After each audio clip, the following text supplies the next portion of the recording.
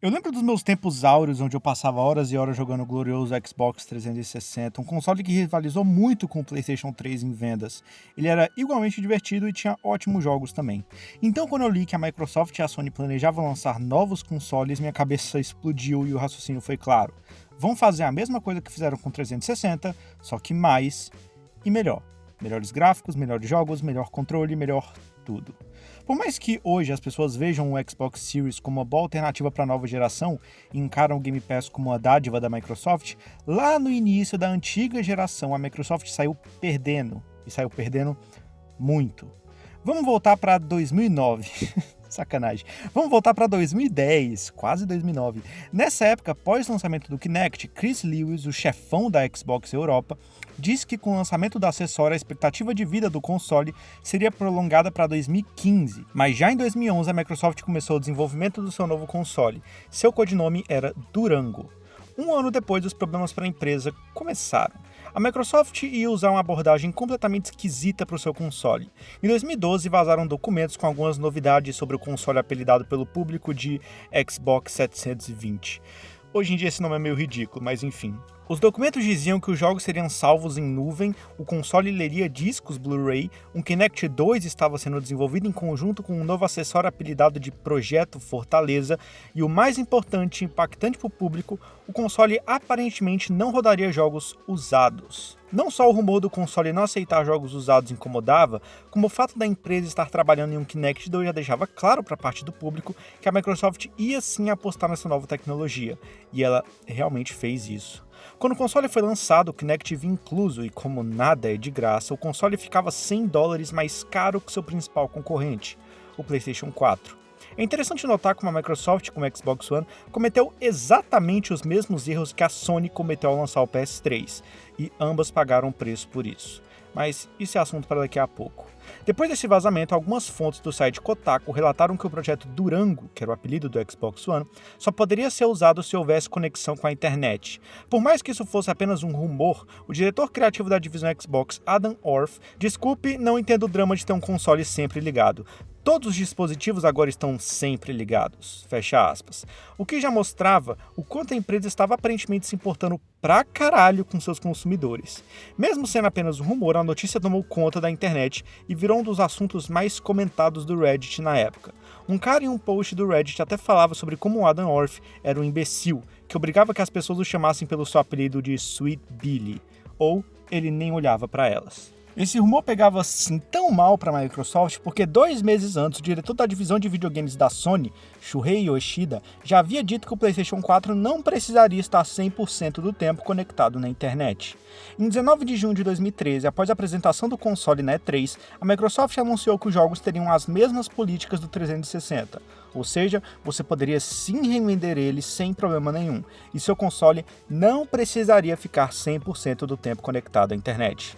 Don Mattrick, que havia sido um dos líderes do desenvolvimento do console, inclusive após toda essa bagunça envolvendo conexão com a internet, jogos revendidos, etc., abandonou a Microsoft para ser CEO de uma outra empresa.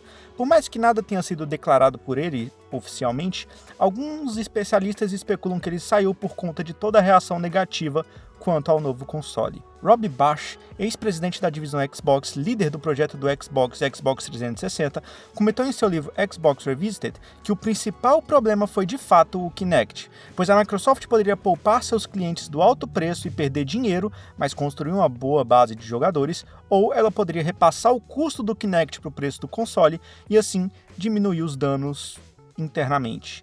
Ele fala sobre como essa atitude é boa para a empresa, mas cria um grande problema para um mercado altamente competitivo como o dos videogames, porque a Sony não perdoaria.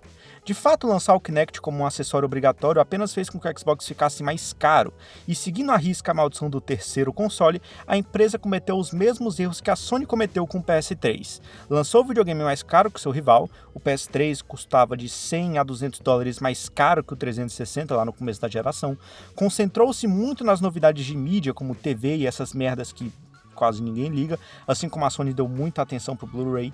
Começou seu console sem suas franquias de maior sucesso, por mais que a Microsoft tenha sido até melhor que a Sony nesse aspecto, por ter lançado o Xbox com Dead Rising 3 e Forza 5, a empresa ignorou durante mais de um ano suas 3 franquias mais populares. Entenda ignorar como não sou nenhum jogo delas, né?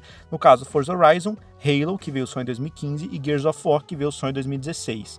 Mas que teve um remaster para 2015, mas é um remaster, não é um jogo completamente novo. Apostar em jogos novos exclusivos como Sunset Overdrive e Rise Son of Rome era arriscado, mas servia para mostrar que nem só de Halo e Gears vivia o console. Mas esses 2 jogos não atraíram tanto assim o público. Sobre essa questão de focar em multimídia, o evento de apresentação do videogame, lá em 21 de maio de 2013, a Microsoft passou 30 minutos mostrando a integração do Xbox com uma TV. 30 minutos. Metade de uma hora falando sobre um videogame, sem mostrar jogos. O próprio Phil Spencer, anos depois, lá em 2019, disse que essa abordagem confundiu todo mundo. Mesmo com o Xbox sendo o console tudo em um, ficava parecendo que o console seria sobre qualquer coisa, menos videogames. Isso aconteceu porque a ideia da Microsoft não era só fazer um videogame por si só, era fazer algo que cobrisse todas as áreas do entretenimento doméstico. O problema é que eles foram um pouco longe demais. Pouco tempo depois do videogame ser lançado, a Microsoft simplesmente voltou atrás e excluiu o Kinect da equação, vendendo o Xbox com o acessório sendo separado e finalmente entrando em um preço competitivo com seu maior rival. Tudo isso não bastou muito e o console foi bem menos popular que seu anterior.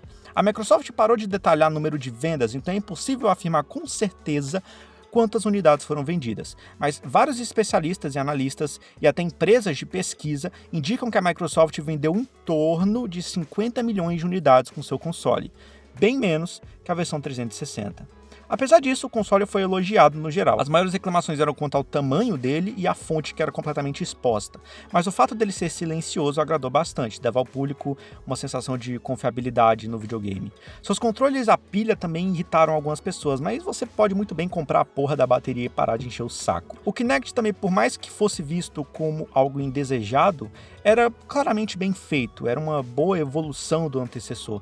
E o lançamento do Xbox One S só fez com que as críticas diminuíssem ainda mais, já que agora ele contava com suporte ao 4K e HDR, além de ser bem menor e de não ter mais a fonte exposta, que eram algumas das principais críticas. Toda empresa erra, mas poucas erraram como a Microsoft errou no lançamento do seu videogame. Seguindo essa mitologia de maldição do terceiro console, eu posso falar também sobre o lançamento do PS3, que sinceramente foi bem parecido com esse aqui, no sentido de que foi uma merda. Mas é basicamente isso. Espero que tenham gostado do vídeo e tchau.